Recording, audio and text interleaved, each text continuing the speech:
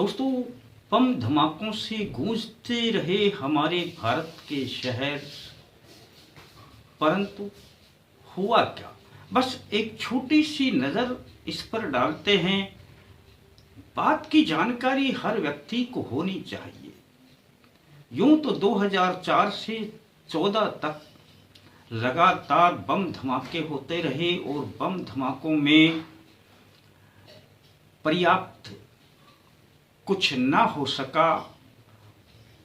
कुछ बम धमाकों में जो हुआ उसके बारे में मैं थोड़ा बहुत आपको बताऊंगा, लेकिन इन बम धमाकों के बाद सरकार का किस प्रकार का रवैया रहा वो एक झलक से आप समझ जाएंगे कि तत्कालीन सरकार ने कहा कि किसी लावारिस वस्तु को न छुएं, किसी भी जगह पर बम हो सकता है, किसी वस्तु में बम हो सकता है।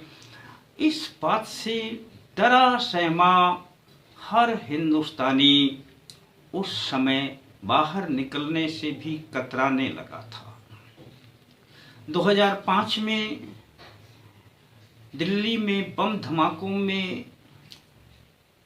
कुछ दोषियों को कुछ सजा मिल पाई, शेष दोषी छूट गए। 2006 में मुंबई की लोकल ट्रेन में जिस प्रकार के बम धमाके हुए, 189 लोगों की मृत्यु हो गई, कितने ही घायल हो गए। और जब दोषियों को पकड़ा गया तो 12 दोषियों पर मुकदमा चला। इनमें से कुछ पर मृत्युदंड और कुछ को सजा दी गई, लेकिन केवल कागज में ही दी गई। मामला आगे बढ़ा, 2025 में वे सब बरी हो गए, किसी पर कोई मुकदमा नहीं। 2007 समझौता एक्सप्रेस में बम विस्फोट हुआ, कुछ नहीं हुआ। दोषियों को पर्याप्त सबूत के अभाव में छोड़ दिया गया। हैदराबाद में बम विस्फोट हुआ 2007 में, पर्याप्त सबूतों के अभाव में छोड़ दिया गया। दोस्तों, एक तो पर्याप्त सबूत के अभाव में छोड़ दिया गया या सबूतों को मिटा दिया गया, ये एक अलग बात है। इन सब से अपराधियों के हौसले बढ़ते गए, परंतु एक बहुत पुरानी कहावत है कि भांग के भरोसे कपास खा गए। अब ये जो आतंकवादी थे, उग्रवादी थे, इन्होंने सोचा कि इस प्रकार से ब्लास्ट करते रहो और फिर मुकदमा चले, छूट जाओ। सबसे पहले जानने लायक एक बात आपके लिए जरूरी है कि 15-15, 20-20 साल तक आखिर इनका मुकदमा लड़ता कौन है? करोड़ों रुपए खर्च होते हैं दोस्तों इनका मुकदमा लड़ने में, और करोड़ों रुपए ही बर्बाद होते हैं इनके साक्ष्यों को मिटाने में। आखिर ये पैसे कौन खर्च करता है? परंतु दोस्तों, खैर किसी ने भी ये पैसे खर्च किए हों, लेकिन मैं एक बात आपको जो बताना चाह रहा हूं कि ये आतंकवादी भांग के भोले में कपास को खा गए। 2008 में इन्होंने फिर अहमदाबाद में सीरियल बम विस्फोट किए, 56 लोगों की मृत्यु हुई और 200 व्यक्ति घायल हुए। परंतु तब यह भूल गए कि गुजरात में सरकार किसकी है। अगर इन्हें पता चल जाता कि सरकार किसकी है तो शायद यह अहमदाबाद में ऐसा न करते।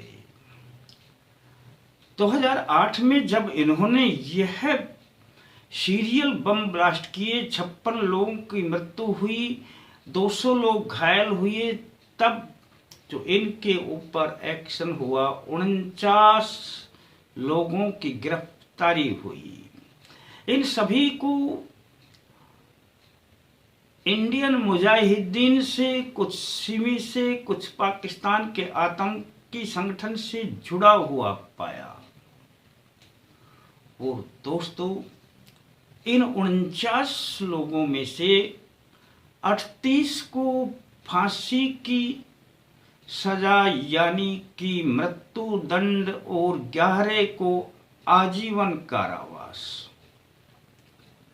अब यह तो दिया गया ट्रायल कोर्ट के द्वारा 2022 में, परंतु इतनी आसानी से हार मानने वाले तो वे नहीं थे ना। उनको पता था कि हमारे पैसे खर्च करने वाला कौन है और हमारे को बचाने वाले कौन हैं, तभी तो अभी तक ये चल रहा था और ऐसा हो रहा था। लेकिन वो ये गलती कर बैठे, समझ नहीं पाए कि सरकार किसकी है।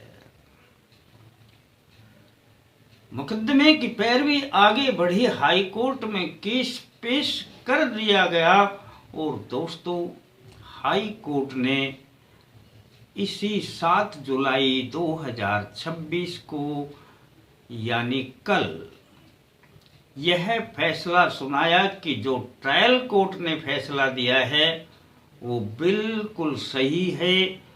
इन 38 लोगों को फांसी ही दी जाए, मृत्यु दंड ही दिया जाए और 11 लोगों को आजीवन कारावास, फैसला जो की त्यों बरकरार रखा जाए।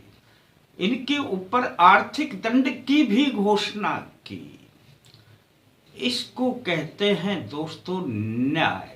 इस प्रकार के न्याय यदि हमारे भारत में यदि पहले से होते रहते तो आज उग्रवाद, आतंकवाद का नामो निशान न रहता।